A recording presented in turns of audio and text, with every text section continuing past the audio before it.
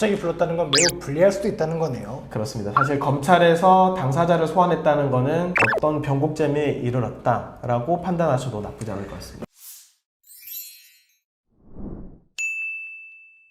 네, 여러분 안녕하십니까. 검사 출신 형사 전문 변호사 용성호 임성열 변호사입니다. 오늘은 검사가 당신을 직접 소환하는 경우에 대해서만 알아보도록 하겠습니다. 저희가 검찰에 처음 들어갔을 때만 해도 검경 수사권 조정이 되기 전이었잖아요. 그렇습니다. 그래서 사실 저희 둘이 처음에 같이 들어갔을 때 부장님들이 그런 얘기 진짜 많이 했어요. 1년 차 때는 사람들 많이 불러서 조사 많이 해봐야 돼. 그런 말씀 많이 들으셨죠? 많이 듣게 저도 되게 조사를 많이 했었고 실제로 경찰에서 조사가 한번 끝나도 불러다가 또 조사하는 게 되게 많았는데 맞습니다. 검경 수사권 조정이 되면서 가급적 검찰이 직접 수사를 지양해라, 하지 말아라 라는 이제 지시들이 내려오다 보니까 사건이 경찰에서 조사가 돼서 올라왔는데 좀 부정확하다 혹은 좀 약간 부족하다 싶으면 오히려 경찰에다가 보완 수사 요구를 하지 우리가 직접 누군가를 불러다가 조사하는 경우가 많지는 않잖아요. 그렇습니다. 그럼에도 불구하고 검사가 사건 관계를 직접 불러다 조사를 하는 경우들이 간혹 있는데 그러다 보니까 의뢰인분들은 이게 멘붕이 오는 거예요. 아니 나는 분명히 이거 애매하면은 경찰이 다시 부를 줄 알았는데 왜 검사님이 나를 직접 부르지? 이렇게 생각하는 경우들이 있어가지고요. 오늘은 검사를 얼마 전까지 하다 온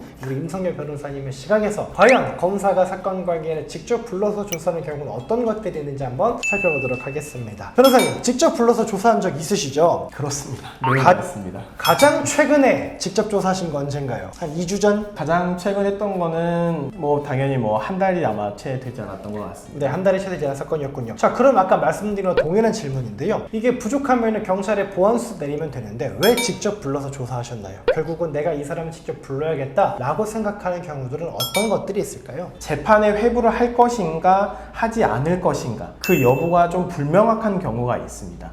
그런 경우에는 아무래도 전체적인 내용이 이미 다 조사가 됐기 때문에 특정한 쟁점의 내용에 대해서만 사실 그것이 기소와 불기소를 가르는 경우가 있어서 그런 경우에는 경찰에 아예 사건 전체를 내린다기보다는 당사자를 검찰로 소환해서 그 얘기를 들어보고 소환한 조사를 실시하고 있습니다. 네, 결국 가장 많은 케이스는 이거에 대해서 내가 결정을 해야 되는데 기소할 거냐 아니면 혐의 없음 처분을 할 거냐 고민될 때 부른다는 거잖아요. 그렇습니다. 특히나 그런 게 많은 것 같아요. 객관적인 증거가 아직 좀 약간 부족해가지고 객관적인 증거 이걸 더 수집하세요 라는 것들을 경찰에다가 보완수사를 많이 요구하기도 하는데 사람을 불러가지고 그 사람의 말을 들어보면서 누구 말이 더 사실인가 누구 말이 더 믿을만한가 결국 양 당사자의 진술의 신빙성끼리 충돌하는 사건에 있어서 그렇습니다. 특히나 더 많이 부르는 것 같아요. 그래서 결국은 양 당사자의 진술이 많이 충돌하는 성폭력 사건이라든가 마약 사건 이런 거에서 결국은 이제 많이 부르기도 하는 것 같은데 맞으실까요? 그렇습니다.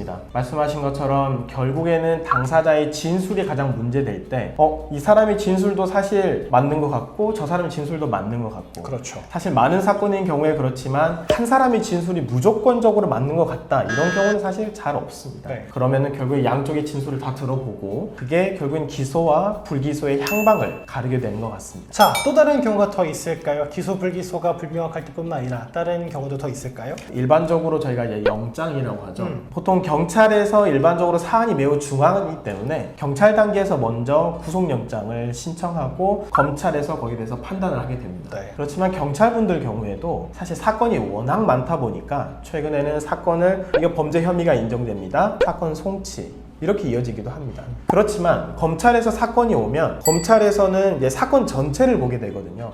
이 사람이 이 사건뿐만이 아니라 똑같은 사건을 한 건, 두 건, 세 건 여러 지방검찰청에서 하고 있네. 또는 현재 집행유예 기간 중이네. 또는 여러 사건을 다시 반복하고 있구나 라고 전체 총괄해서 볼 수 있기 때문에 거기에 따라서 그때 사전 구속영장을 검토할 수 있게 됩니다. 그런 경우에 또 당사자를 소환하기도 합니다. 결국은 갑자기 불렀다는 건 매우 불리할 수도 있다는 거네요. 그렇습니다. 사실 검찰에서 당사자를 소환했다는 거는 어떤 변곡점에 이르렀다라고 판단하셔도 나쁘지 않을 것 같습니다. 근데 그런 거 있죠. 이 사람 내가 구속영장 청구해야지 라고 생각한 다음에 불렀을 때는 잘 혼내지 않죠. 굉장히 따뜻하게 대해주고 보내지 않으세요? 아유 괜찮아요. 뭐 이렇게 따뜻하게 대해주고 안심시켜서 보낸 다음에 구속영장 청구하고 이런 경우 없으십니까? 저는 무기권을 행사하겠습니다. 네, 알겠습니다. 저는 많이 많이 그랬던 것 같아요. 오히려 약간 이제 기소유예로 선처를 해줘야겠다 네. 싶은 경우에는 불러서 정말 막 혼내고 맞습니다. 이러면 당신 구속된다 이렇게 얘기를 하고, 맞습니다. 반대로 오히려 내가 구속영장 청구할 생각이 있으면 오히려 따뜻하게 얘기해주고 이랬던 경험들도 있었던 것 같습니다. 네, 오늘은 검사 출신 변호사들이 말하는 요즘에 검사가 직접 조사를 하는 경우에 대해서만 알아봤습니다. 오늘 임성규 변호사님의 말씀을 들으셔서도 알겠지만 검사가 누군가를 직접 불렀다는 거는요, 나 굉장히 사건이 어떻게 될지 모르겠다, 혹은 나 굉장히 위험한 상황이다 라는 거예요. 그러니까요, 내가 혼자 사건을 진행을 해봐야지 라고 해서 변호사 없이 진행하셨다 하더라도요, 검사가 불렀다라고 한다면 최소한 그 시점부터는 변호사를 선임을 하셔서 진행하시는 게 좋을 것 같습니다. 오늘 영상 보시고 궁금한 점 있으시면요, 댓글 남겨주시면 저희가 친절하게 답변 드리도록 하겠습니다. 감사합니다.